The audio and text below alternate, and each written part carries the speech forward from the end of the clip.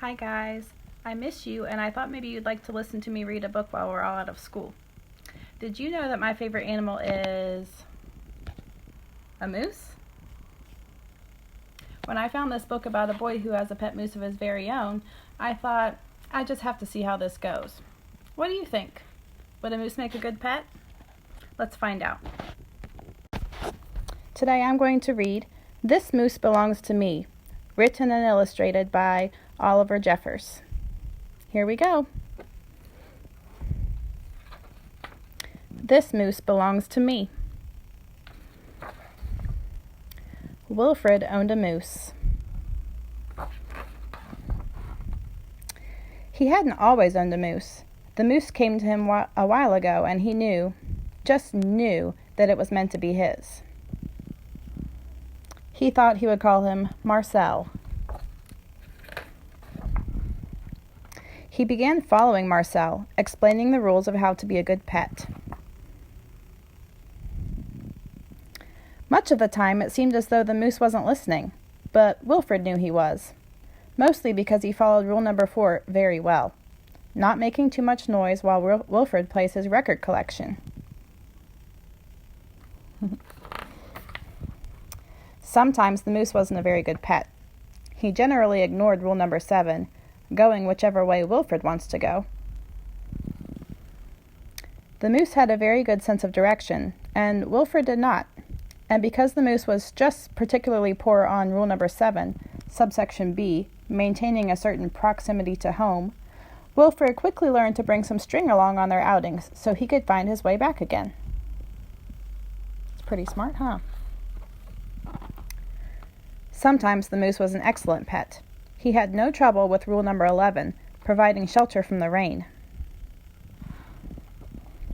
Or rule 16, knocking down things that are out of Wilfred's reach. Good work!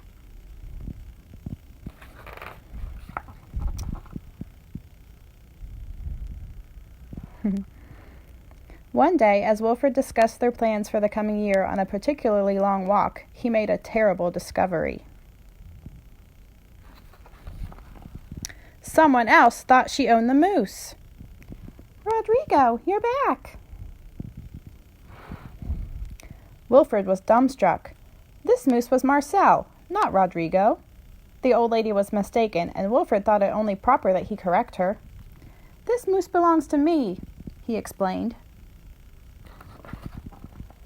And to prove it, he called Marcel. Heel. But the moose did not respond. He seemed more interested in the old lady. Good, Rodrigo. Fine!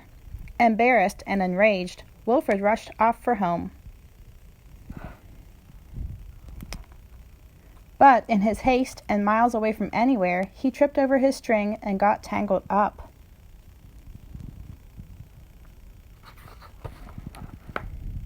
And there he lay. Wilfred was beginning to get a little bit worried. It was getting late, and the monsters would be out soon. He had just ruled out the last of his options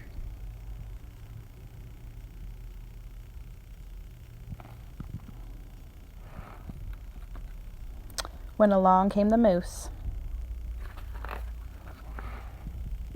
and performed Rule 73 brilliantly, rescuing your owner from perilous situations.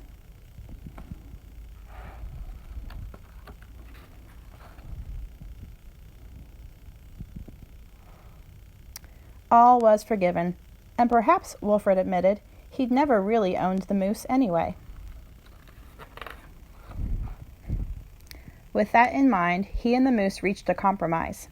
The moose would agree to all of Wilfred's wishes whenever it suited him.